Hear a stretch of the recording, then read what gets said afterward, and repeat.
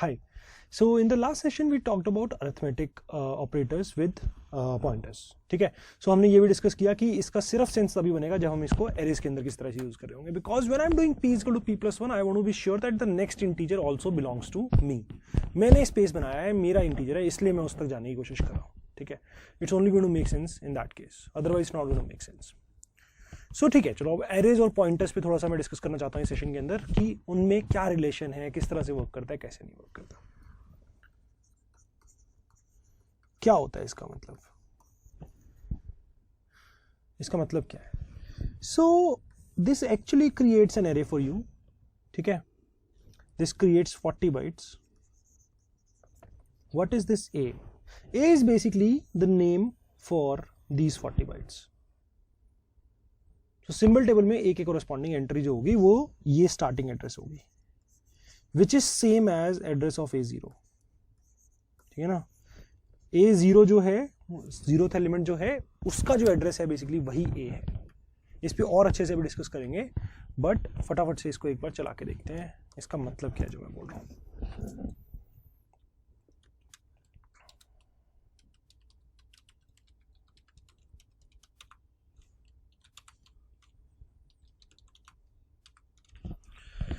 Okay, so if I do this, let me just print out A.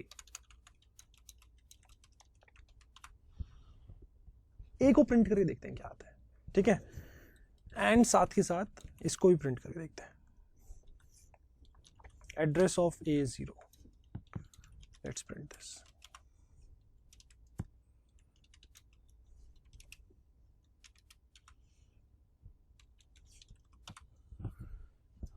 Same output are. So A is basically just the address of A0. ठीक है, exactly same चीज है. A को तुम बिल्कुल वैसे treat कर सकते हो जैसे पॉइंटर को ट्रीट करते हैं. थोड़े थोड़े डिफरेंसेस हैं वो देखेंगे, बट ऑलमोस्ट वैसे ही ट्रीट कर सकते हैं. Okay, A is effectively the address of A0. Okay, what does this mean? This means let's say मैंने A0 पे 5 डाल दिया. दिस मीन्स अगर हम सी आउट करेंगे किस चीज को? स्टार ए को. What does that mean? Star A. A is a, I am saying, I am basically treating A like a pointer. A is pointing towards my 0th integer. मैंने उस 0th integer का address है मेरे पास ए. Effectively मैंने उसको D reference किया, तो मेरे को क्या मिल जाना चाहिए? मुझे मेरा 0th एलिमेंट मिल जाना चाहिए. मुझे मेरा 0th एलिमेंट मिल जाना चाहिए. And you get your 0th element. So a बिल्कुल ऐसे बिहेव कर रहा है जैसे कि ए तुम्हारा इसका एड्रेस है. नॉट एग्जैक्टली ऐसा नहीं है, थोड़े से डिफरेंसेस हैं वो देखेंगे, बट ए ऐसा ही बिहेव कर रहा है. So if I do star a, तो ए किसको पॉइंट करे? 0th एलिमेंट को. स्टार ए किया तो 0th एलिमेंट मेरा प्रिंट हो गया. ठीक है, मेरा 0th एलिमेंट प्रिंट हो गया. ओके, सो ये चीज बिल्कुल करनी चाहिए. ए बिल्कुल ऐसे बिहेव करता है जैसे वो A0 का एड्रेस हो. अच्छा, अरिथमेटिक करके देखें थोड़ा सा इसके ऊपर. मान लो मैंने एक P लिया, उसमें मैंने A+1 डाल दिया. डालते भी नहीं, डालने की क्या जरूरत है. Let's do this. A+1 क्या होगा? A क्या है? 0th का एड्रेस. A+1 क्या होगा? फर्स्ट वाले का address. So if you are going to first वाले का एड्रेस आ गया ना तुम्हारे पास. If you actually end up dereferencing this, तो क्या होगा? मैंने इसको dereference कर दिया. If you are going to dereference this, A+1 is address of the first element. A is effectively address of this. A+1 is effectively address of the next element. Dereference करेंगे तो A+1 print हो जाएगा. अभी तो वहां पे garbage रखा हुआ है तो हमें पता नहीं चलेगा एग्जैक्टली. तो एक काम करते हैं,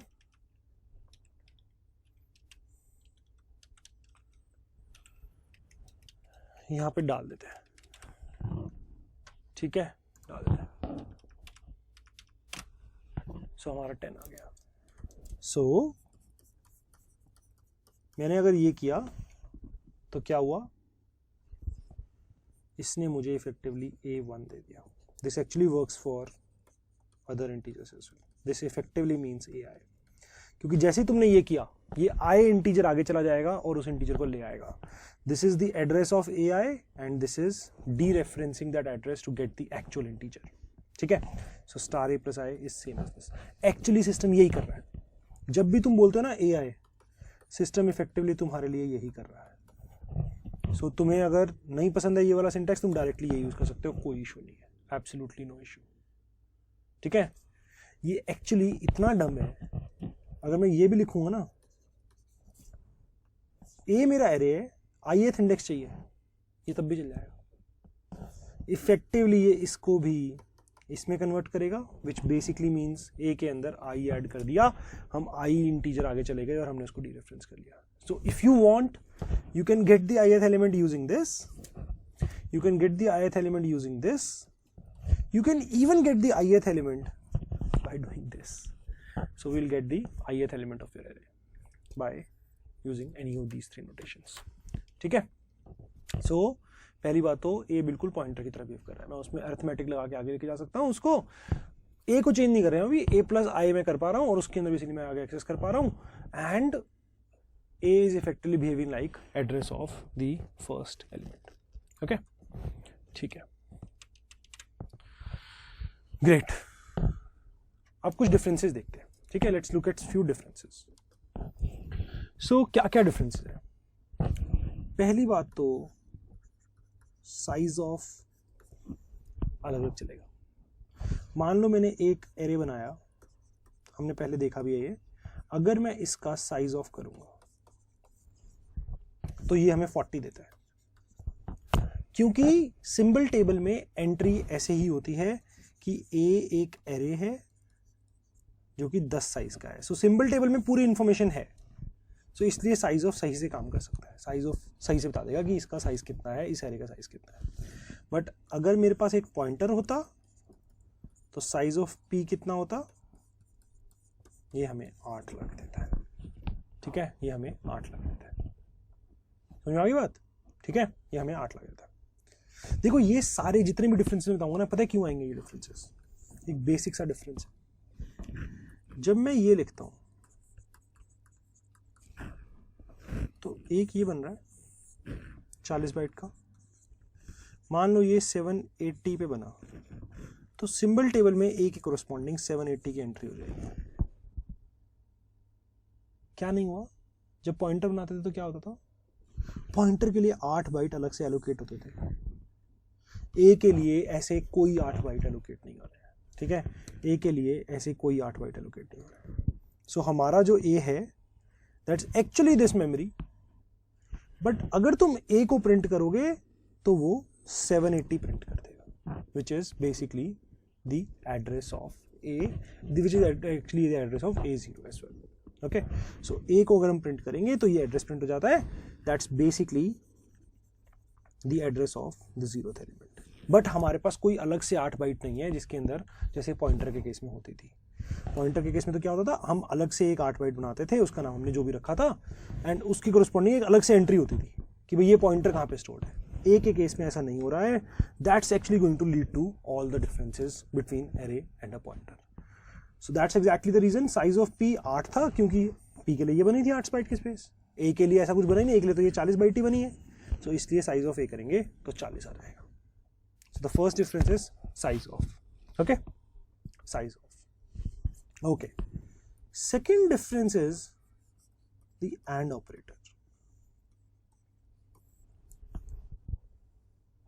अगर मैंने p बनाया, मैं एड्रेस ऑफ p करूंगा तो क्या होगा?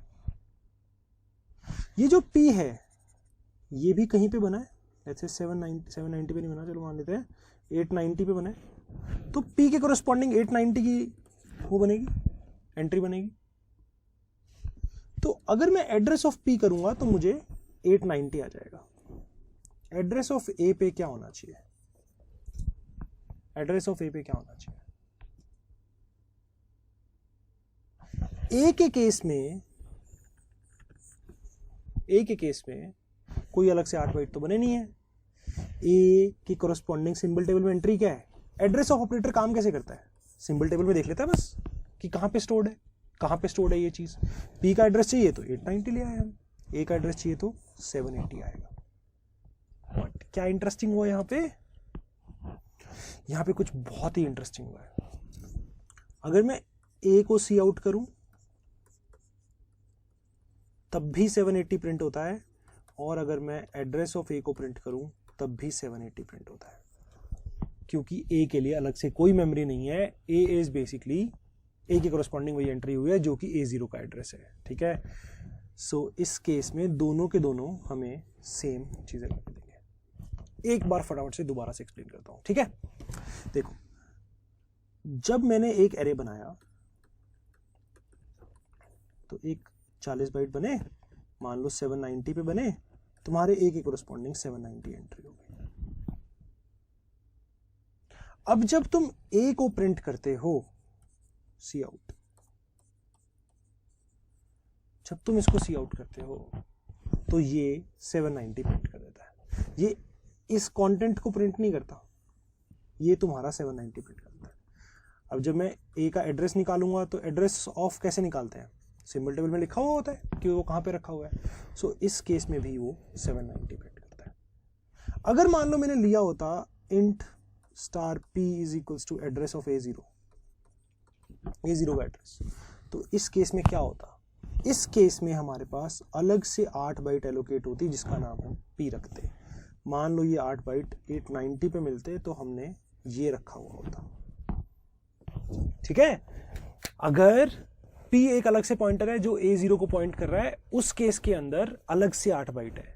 ए के केस में, एरे के केस में कोई अलग से 8 बाइट है नहीं है हमारे पास।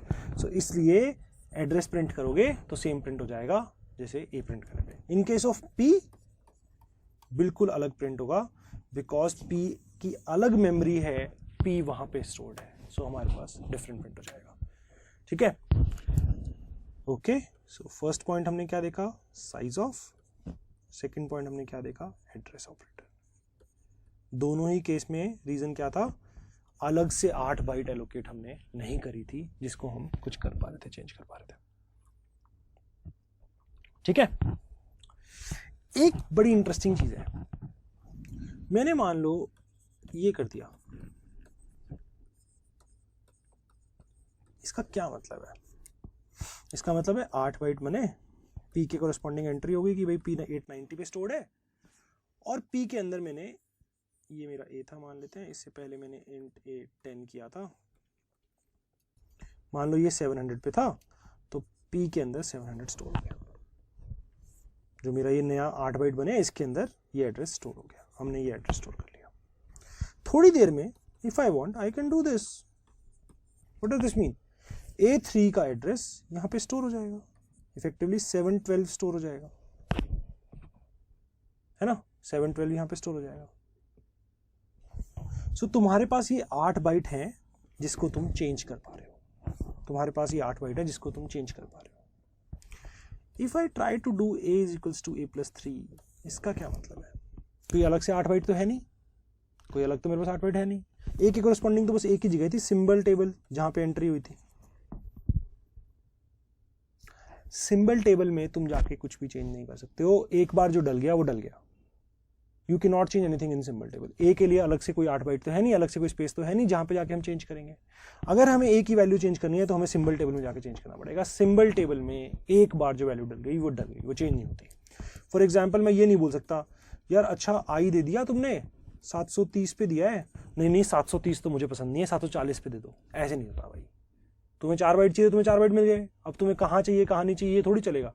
सो ऐसा नहीं होता, एक बार सिंबल टेबल में जो एंट्री हो गई वो हो गई, उसको चेंज नहीं कर सकते। सो हम ये नहीं कर सकते। Array can not be reassigned, array को हम दोबारा से कुछ असाइन नहीं कर सकते, ठीक है।